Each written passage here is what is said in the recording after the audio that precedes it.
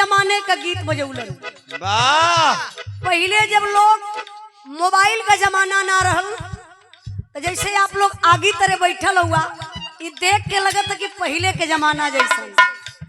केहू के घरे अगर आगे जले जहाँ धुआं निकल जाए तो लोग कहा कि देखा फलाने के घरे आगे बा जालियोवा तमाकू चढ़ावल जा। हाँ, पहले लोग आग दूसरे के घर से आने जाए तब जाएगा अपने घर में आग लगा। अब तो सब लोग आग लेके घूमत हो। कब कहाँ केकरे साथे आग लगा दे ये भरोसा ना हो। अब पहले के लोग तमाकू चढ़ावे हुए पिए हुक्का अब मनोरंजन में गावे कहाँ क्या कहे मास्टर साहब।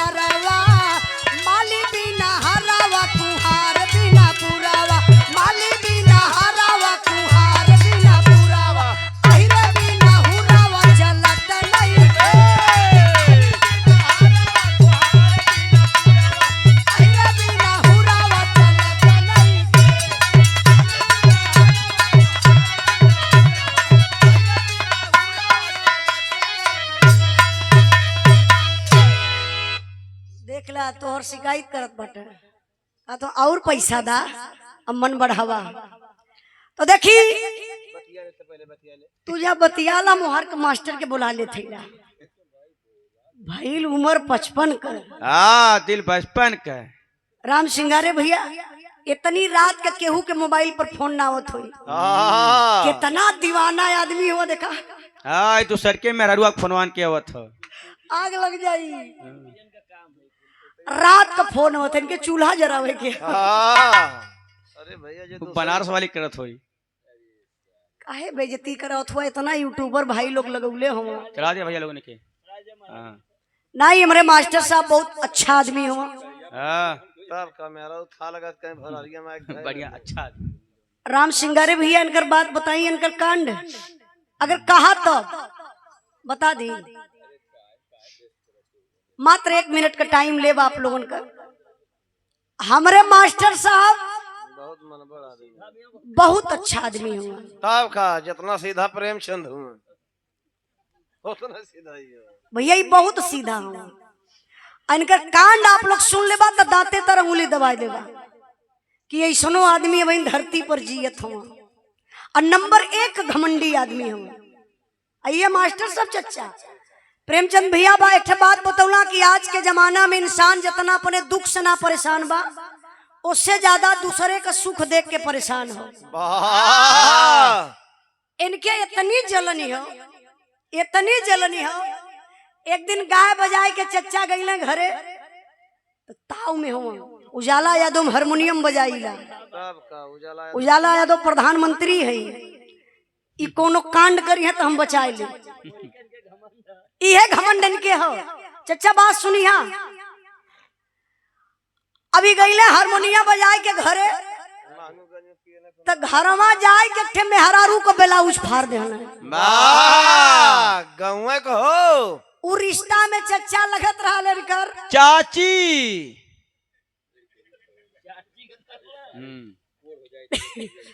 सुना था नहीं तोहर बतिया बताओ ला, घबरा मत, मुड़िया कहीं नीचे कर थूगा। जाए के चच्चा ओ मेहरारू को ब्लाउज फाड़ दो। अच्छा तो वो मेहरारू कम ना, इनसे 20 मनाई गई। फोन कैले 112 पे, तब ले आ गए पुलिस वाले।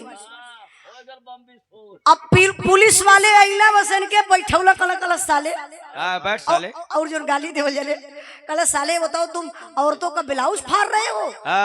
भाग चल साले बैठ। चलो तुमको बताते हैं। राम सिंगारे भैया इनके ले के सिपाही लोग चल गए थाने, और थाने में ले जाए के का कुछ बोले तो पागल कहीं कर। तो इनके पुलिस वाले ले गए, इनका दिन तो बहुत बढ़िया से बीतल। चच्चा जब रात भइल तो इनकर पूरा कपड़ा पुलिस वाले उतरवा दे। नंगा कहता है ना। अरे यार ऐसे मत कहा। पुलिस वाले चच्चा इनकर पूरा कपड़ा उतरवाए के इनके अंडरवियर पे कदना, मतलब चड्ढी पे खाली। और ओकरे बाद इतना डंडा बरसौले, इतना डंडा बरसौले वाह जैसे नाचे के लवंडा सेवा होले। नहीं तू बोलिया जरूर, कहीं तो के डिग्री लेवे की है ना। अब तो सेवा इनकर भाई ले जाए के इनके सब जेले में बंद कर देना। पुलिस वाले जेल में बंद हुआ, हम तो मारे गुस्सा में चच्चा इनके देखे ना गईली।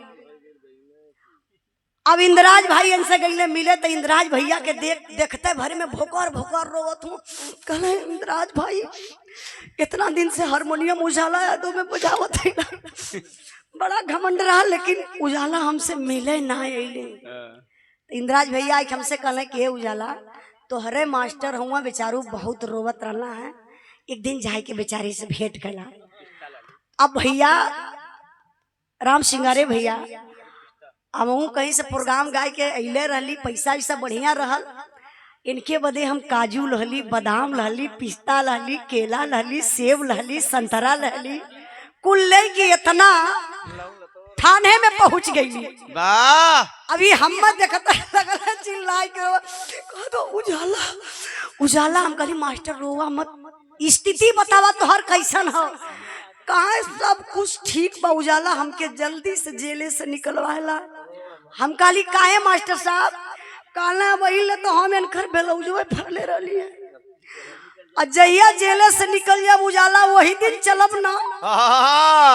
उनकर साया भी फाड़ दे। हाँ चच्चा ई कहना हम चलब ओकर साया फाड़ब। तब देखे तब कैसे देखा सिपाही के। तब इनसे फिर पूछली अच्छा मास्टर काहे इतना क्रोधित हुआ।